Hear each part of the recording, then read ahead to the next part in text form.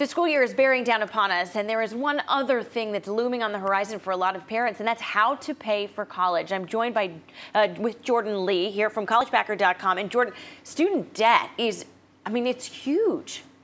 Yeah, unfortunately, it's reached levels we never expected. It's $1.6 trillion right now, which is way more than credit card debt, and just speaks to how big a problem it is, especially for this generation of parents. At this point, is this something that affects almost every single person or every single family?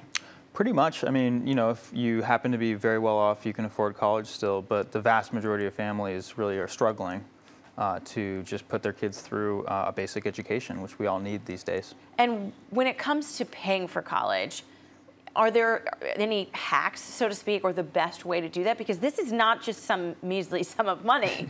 Yeah, unfortunately, the costs have gone up and up and up, and so you need to plan earlier and earlier.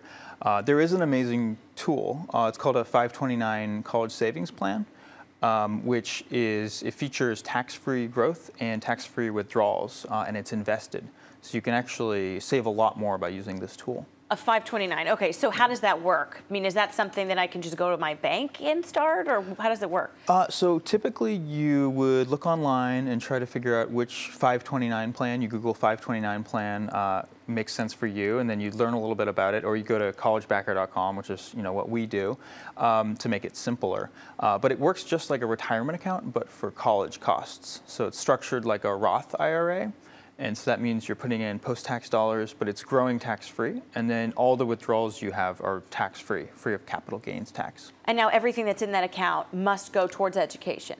It does have to be qualified education expenses. And so that actually was recently brought in to include K through 12 private school tuition as well. But generally people are focused on the really big ticket item at the end of the process, which is college. Right, then we're talking tens of thousands of dollars when it comes down to that. Sometimes more, unfortunately. Oh, yeah. Well, when it comes to this, people plan and they save on their own with these 529 plans, but there's actually a state option, several state options that are in the works. Yeah, so actually every 529 plan has some relationship to a state.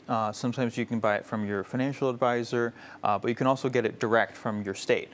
And so each state has one or more of these direct sold plans, which tend to be lower fee, passively invested, but it's kind of do it yourself. So you're kind of on your own to figure it out and set it up. Whereas with the advisor sold one, you have a financial advisor kind of guiding you and helping you. We were talking just a second ago about K through 12 education, and for those especially in private school, that's pretty pricey as well.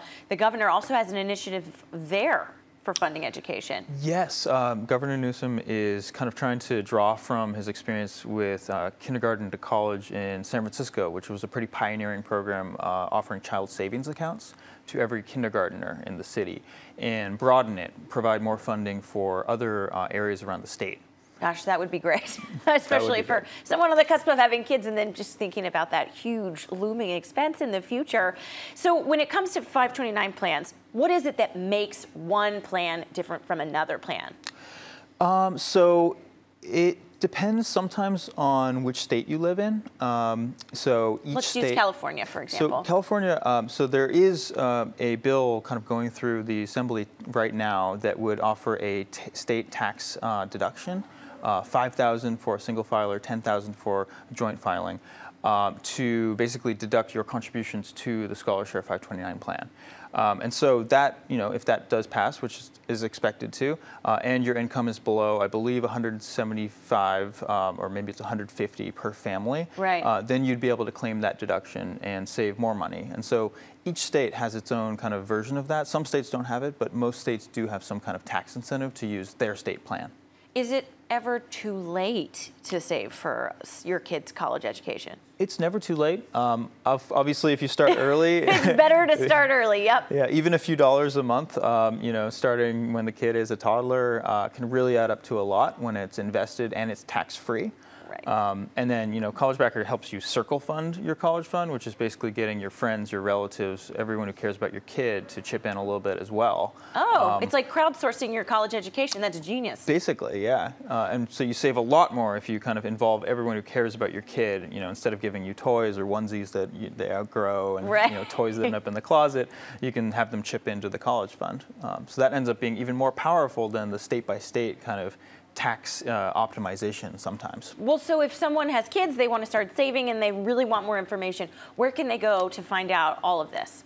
So there are two great resources I recommend. One is savingforcollege.com. It's very comprehensive, describes the whole landscape. And then, of course, collegebacker.com. We try to make it really, really simple to get started in just a few minutes. And then you can involve your whole family and friends.